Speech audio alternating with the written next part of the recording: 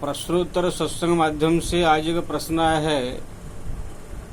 जलाराम पटेल, राजकोट, गुजरात।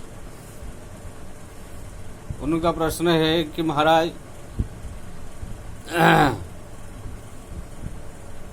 बहुत सारे ऐसे लोग हैं, सब कुछ घर में भरा हुआ है, धन संपत्ति, फिर भी संतोष नहीं होता है। कोई कोई जो है राजनेता है, बड़े बड़े पदवी प्राप्त कर लिए हैं तो भी संतोष नहीं होता है। आखिर में ये जीव को सब कुछ होते हुए भी संतोष क्यों नहीं होता? देखिए जी, अगर संसार में सब लोग संतोष हो जाएंगे फिर वो संसार बंद हो जाएगा, इसका जो क्रियाशील बंद हो जाएगा। इसलिए भगवान ने ऐसे माया रचा है, कोई भी संतोष नहीं हो सकता है। हाँ, कोई जो भगवान का भक्त है, जो पूरी तरह से भक्ति में डूबा हुआ है, भगवत कृपा से इसका जीवन चल रहा है, वही व्यक्ति ही ये संसार में संतोष यानी कि तृप्त हो सकता है। बस हो गया, इतना बहुत है, इसमें ही संतोष। अगर कोई हो गया तो समझ लो भगवान का बहुत बड़ी कृपा है। इसलिए तो कहा गया, गज धन बाज धन और रत्न धन खान, जब आए संतोष धन सब धन धूर समान। अगर हाथी घोड़ा धन संपत्ति राज्य सब कुछ भरा हुआ है लेकिन संतोष नहीं है तो सब अधूरा है। लेकिन आपके पास खाली जीने भर के कुछ थोड़ा मोड़ा सामान है लेकिन शांति है, संतोष है, तो समझ लो आप बहुत बड़ा धनी है। संतोषम परमम सुखम कहा गया है। तो ये माया भगवान की इतना प्रबल है कि इसको संतोष होने नहीं देता है। कि ना संतोष सब लोग हो जाएंगे फिर ये संसार जो है आगे नहीं बढ़ेगा। इसलिए भगवान ऐसे माया फैलाए सबके ऊपर। हमारे देश में बड़े बड़े राजनेता है जिसके पास में 1000 करोड़ 2000 करोड़ बड़े बड़े बंगला बिल्डिंग सब कुछ प्राप्त है उनको। चाहे तो अगर बैठ कर खाली दोनों टाइम बढ़िया खाना पीना खाए, बढ़िया शांति से ऐश आराम से जीवन बिताए तो भी 7 पीढ़ी तक उनकी जो ऐश आराम में जीवन बीत सकता है। लेकिन फिर भी वो लोग को शांति से घर में नहीं बैठ सकते। वो चुनाव लड़ने के लिए जो है आगे आएंगे, वही जो है पार्टीबाजी, वही जो टकराव, वही झगड़ा, वही जो है सत्ता पाने की जो है लालच, यही वो लोग को ऐसे चलता रहेगा। आप देखेंगे फिल्म स्टार कोई कोई होते हैं, उनके पास 5000 करोड़ 3000 करोड़ 2000 करोड़ 2500 करोड़ ऐसे सब है। वो लोग चाहे तो फिल्म नहीं करेंगे, कुछ नहीं करेंगे, बैठे खाएंगे तो भी उनका कितने पीढ़ी तक ये खत्म नहीं होगा। बैंक में पड़ा है और उसका ब्याज से ही सब कुछ चल जाएगा। लेकिन फिर भी वो संतोष और खुश होकर के घर में रह नहीं सकते हैं। तो कोई ना कोई फिल्म में जाकर काम करेंगे, पब्लिक के सामने जाके प्रचार प्रसार करेंगे। इससे कि ना उनको रहा नहीं जाएगा, संतोष होगा ही नहीं। तो ऐसे ही जो हमारा साधु संत भी आप देखेंगे, घर द्वारा संसार छोड़ के साधु बन के आ गए हैं। मैं देखा आश्रम में जो है सब प्रकार सुविधा है। बड़े बड़े हमारा हरिद्वार, ऋषिकेश, अयोध्या में ऐसे ऐसे आश्रम है। दोनों टाइम भोजन, दोनों टाइम चाय, नाश्ता, पानी, रहने के लिए सब व्यवस्था, पंखा, लाइट, सब कुछ फ्री। दक्षिणा भी मिलता रहता है। हम सब रहे हैं सब 5-5 साल 4-4 साल 6-6 महीना हर एक आश्रम में। इसलिए बोल रहा हूं, अगर वहां पर रह करके जीवन खाली भगवान का नाम ले करके भगवान का भजन में लग जाए तो आप उसको कुछ करने की जरूरत नहीं। सब मिल रहा है आश्रम में सुविधा, तेल से लेकर साबुन से तेल तक मिल रहा है। लेकिन फिर भी वो चुपचाप वो दोनों टाइम भोजन करके शांति से भगवान का नाम का जप नहीं कर सकता है। वो लोग को सोचते हैं कि बस कहाँ जावे, थोड़ा चला चली कोई बने, कोई भगत बने, थोड़ा कथा प्रवचन सीखे, कुछ जो है संगीत फंगीत गाना भजन फजन कुछ सीखे, जाकर कहाँ प्रोग्राम करे जिससे कि हमको जो है ज्यादा पैसा मिले और बहुत सारे भगत जगह चला चली सब बने, हम भी गुरु महंत बन गए।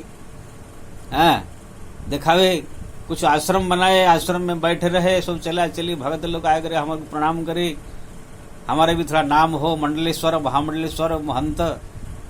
इसी के चक्कर में प्राय 99% साधु पड़े हुए। कोई कथा प्रवचन करने वाले सीख रहा है। मैं देखा हरिद्वार ऋषिकेश में जाके सब कथा सीख रहे हैं। मैंने पूछा भाई साधु संत बन के आगे घर द्वार छोड़ के, अब सबसे तो मेन चीज भगवान का नाम है। कितना बड़ा कथाकार हो कहेगा हरि नाम जपो, कितना बड़ा प्रवचन करता कहेगा हरि नाम जपो, कितना बड़ा विद्वान कहेगा तो बोलेगा हरि नाम जपो, यही सार है। तो आ गए हैं, अब भोजन पानी मिल रहा है, भगवान का नाम जपो, ये क्या सीख रहे हैं? ना ये सब करेंगे, जाकर जगह जगह प्रवचन करेंगे तो पैसा आएगा, आश्रम बनाएंगे, चला चली होंगे, भगत जगत होंगे। ये सब लंबा चौड़ा सबके मन में संतोष होता नहीं है।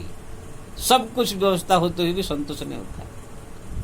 हाँ, ऐसी बात नहीं कि नहीं हो रहा है। जिसके ऊपर भगवत कृपा है, जो भजन में लगा हुआ है, केवल भगवान का सुंदर छवि याद करके उनके नाम जप करने में लगा हुआ है, उनकी प्रार्थना में डूबा हुआ है, ऐसे भक्त जो है कर भगवान कृपा कर दिए हैं। वो अब उसको कुछ नहीं चाहिए, बस दोनों टाइम भोजन चाहे नाश्ता पानी जो जीवन जीने के लिए जरूरत है, और कोई रहने की जगह मिल गया, बस इतने में संतुष्ट होकर के भगवान का भजन भक्ति में अपना टाइम पास बिता देते हैं। भक्ति और उनको इतना ही जरूरत है।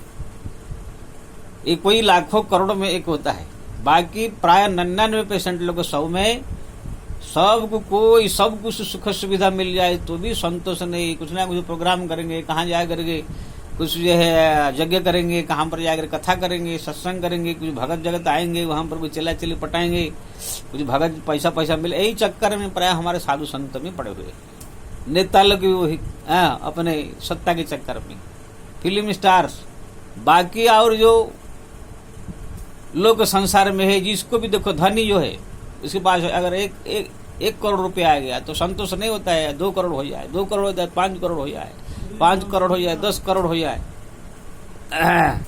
तो इसी प्रकार से जो है अंत तक जो है 1000 करोड़ रुपया हो जाए तो भी वो लोग को शांति से बैठते नहीं। हमारा तो सिकंदर जो था एक अलेक्जेंडर, वो कितने देश जीत लिया तो भी उसको संतोष नहीं हो रहा था।